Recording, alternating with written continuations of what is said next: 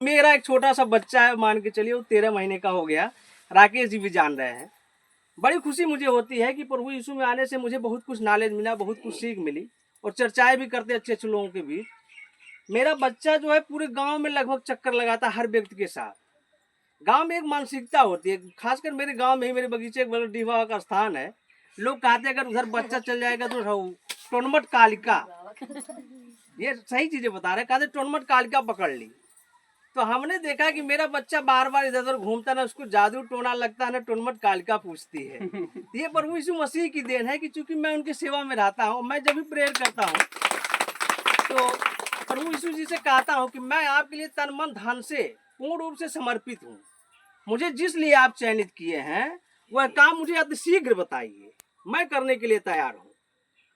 तो ये मेरी गवाही है। दूसरी चीजें, मेरी ट्रेनिंग भी चल रही है गोरखपुर में, पिछले हफ्ते में ट्रेनिंग करके आया हूँ।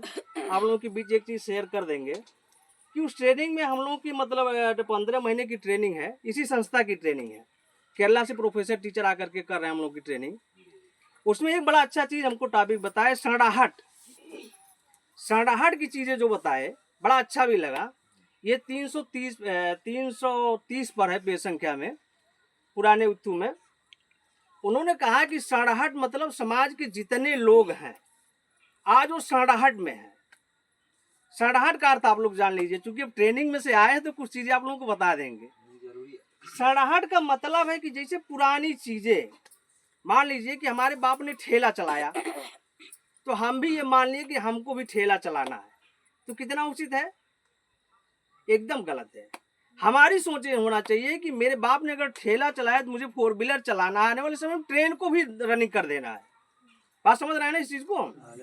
सड़ाहट का मतलब यही है कि जो पुरानी परंपरा को लोग मान रहे हैं उसको कहते हैं सड़ाहट।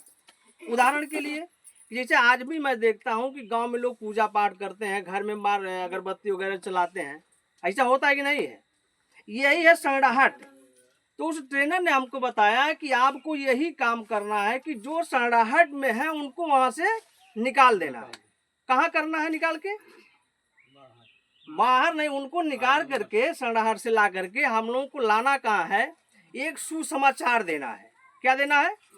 सुसमाचार। सुसमाचार का मतलब ये हुआ जहाँ इतने लोग भी आए होंगे तो कोई न कोई व्यक्ति जरूर आपको मसीह के बारे में बताया होगा। तो सु शब्द हटा दीजिए तो क्या हो जाएगा? समाचार। समाचार का मतलब ये होता है कि आपको समाचार जैसे रेडियो सुना दिया, मोबाइल से सुन लिए तो वो कहीं न कहीं निकल गया।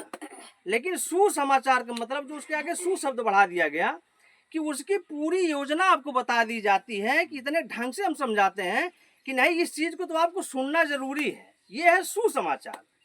जब प्रभु यीशु के सारे कार्य को हम बताते हैं तो आदमी के दिल में एक चीज उत्पन्न हो जाती है कि यह कार्यक्रम तो जरूर एक बार देख लेना चाहिए। बात में मुझे ध्यान आ गया, मैं अपनी पत्नी से सुबह चर्चा भी कर रहा था कि जब मैं मसीही परिवार से नहीं जुड़ा था तो लोग मुझे कहते थे यार उस संस्था में मैं देखा हूं कि लोग जाते हैं बैठते हैं लेकिन लाइट काट दी जाती है।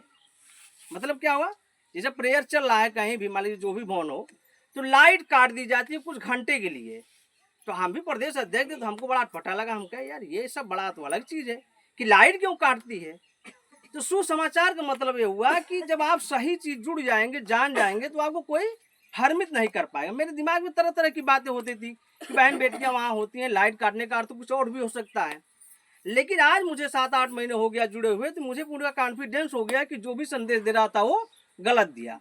अब आज भी कहीं भी मैं बातों को रखता हूँ तो पूरे क्लियरली समझा देता हूँ कि इसमें है क्या चीजें क्या नहीं है।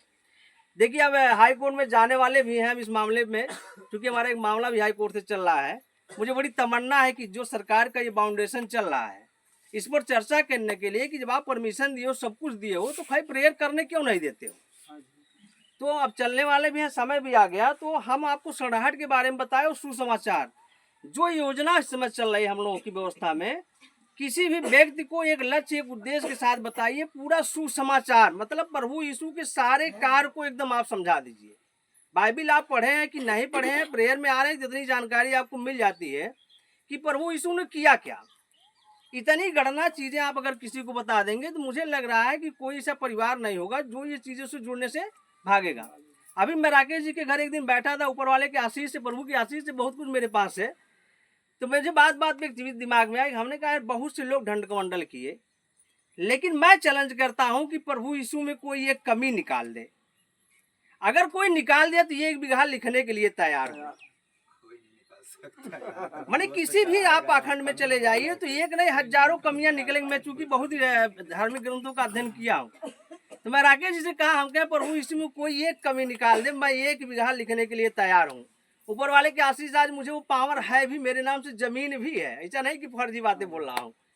तो ये है, जब आप डंके के चोट पर लोगों को बताएंगे कि ये इससे सामर्थ्य है, इनकी ये व्यवस्था है, तो लोग जुड़ेंगे। और मेरा मिशन है आप लोगों के बीच कहने का जो तात्पर्य है कि ज्यादा न कुछ करिए, एक सिस्टम के तहत साल भर की योजना बना लीजिए। हर व्यक्ति, जितने लोग यहाँ बैठे हैं, न कुछ कर पावे तो कम से कम 5 आदमी को सुसमाचार जरूर दें साल भर के टाइम में। ये कठिन है क्या चीज है? नहीं कठिन है, लेकिन अगर साल भर के लक्ष्य में 5 आदमी को आप समाचार दे देंगे तो यह जगह कितनी पड़ जाएगी?